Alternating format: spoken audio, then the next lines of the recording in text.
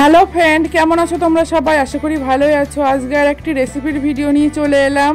একদম সহজ পদ্ধতিতে 10 মিনিটের মধ্যে বিস্কুট তৈরি দেখাবো। একদম টেস্টি বিস্কুট। পুরো ভিডিওটা দেখার অনুরোধ রইল। একদম ছোট্ট একটা ভিডিও। সামান্য কয়েকটি উপকরণ নেওয়া হয়েছে। বাটার 200 গ্রাম বাটার নেওয়া হয়েছে, কয়েকটি আলমন্ড আর বেকিং পাউডার আর ডাস্ট সুগার আর রাগি ফ্লাওয়ার কিংবা রাগি আটা। এমনিতেও নর্মাল আটা ময়দা দিয়েও হবে, কোনো সমস্যা নেই। আটা ময়দার থেকে রাগি ফ্লাওয়ারটা শরীরের পক্ষে অনেক উপকার, এই জন্য আমি রাগি ফ্লাওয়ারই নিয়েছি। আমি কিন্তু পুরো ব্যাটারটা বাটার দিয়েই মাখাবো, এর ভিতরে কোনো জল কিংবা অন্য কিছু অ্যাড করব না। প্রথমে বাটারের সাথে ডাস্ট যে সুগারটা সেইটা ভালো করে মাখিয়ে নেব, তারপরে রাগির আটাটা দিয়ে মাখাবো।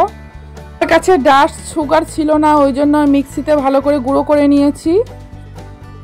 চাইলে গুঁড়ো করে নিতে পারো মিক্সিতে, কোনো সমস্যা হবে না, একই ব্যাপার। এই যে খুব ভালো করে ডাস্ট চিনি আর বাটারটা মেখে নিয়েছি আমি। মাখার সময় আর ভিডিও করিনি, কারণ এক হাত দিয়ে ফোন ধরে এক হাত দিয়ে কাজ করা যায় না, এই জন্য পরে আবার দেখিয়ে দিলাম। আর বাচ্চা কাচ্চা নিয়ে তো ভিডিও করা যায়ই না, সাইড দিয়ে বাবু খুব ডিস্টার্ব করছে। এবার যে রাগি ফ্লাওয়ারটা আছে দেখিয়েছিলাম, ওই রাগি ফ্লাওয়ারটা দিয়ে দেবো। অল্প অল্প করে আটা দিতে হবে আর মাখাতে হবে, একবারে বেশি দিয়ে দিলে হবে না। খুব ভালো করে আটাটা মাখাতে হবে, একদম স্মুথ একটা ডো তৈরি করতে হবে।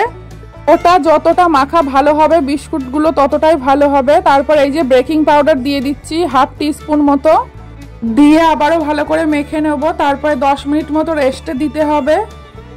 যেরকম চাও বিস্কুটের ডিজাইন করতে পারো, কোনো সমস্যা হবে না। আমি এই নর্মাল ডিজাইনটাই করছি, রকম ডিজাইন করা যেতে পারে, কিন্তু আজকে আর করলাম না, কারণ একটু ব্যস্ত ছিলাম, অনেকটা রাত হয়ে গেছিল। উপর থেকে একটা করে আলমন্ড বাদাম দিয়ে দেবো, তাহলে দেখতেও ভালো লাগবে, খেতেও। কয়েকটা লম্বা বিস্কুটও শেপ দিয়েছি। আর সাথে বাবু তো সমানে এখানে দাঁড়িয়ে ডিস্টার্ব করে যাচ্ছে, এদিকে টানাটানি ওদিকে টানাটানি করছে।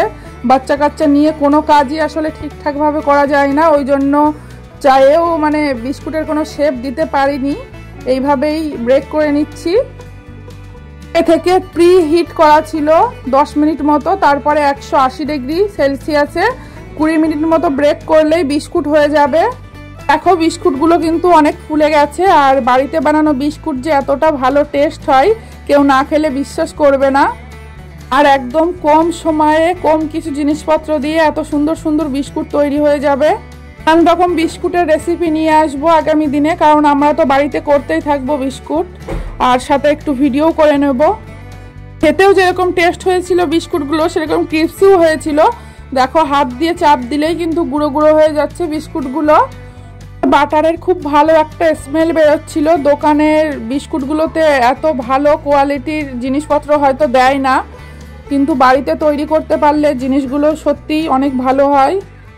এখানেই শেষ করলাম আমার ভিডিওটা। কেমন লাগলো অবশ্যই জানিও, আর ভালো লাগলে একটা লাইক, শেয়ার অ্যান্ড সাবস্ক্রাইব করে দিও। আর লাইক করতে কেউ ভুলো না প্লিজ।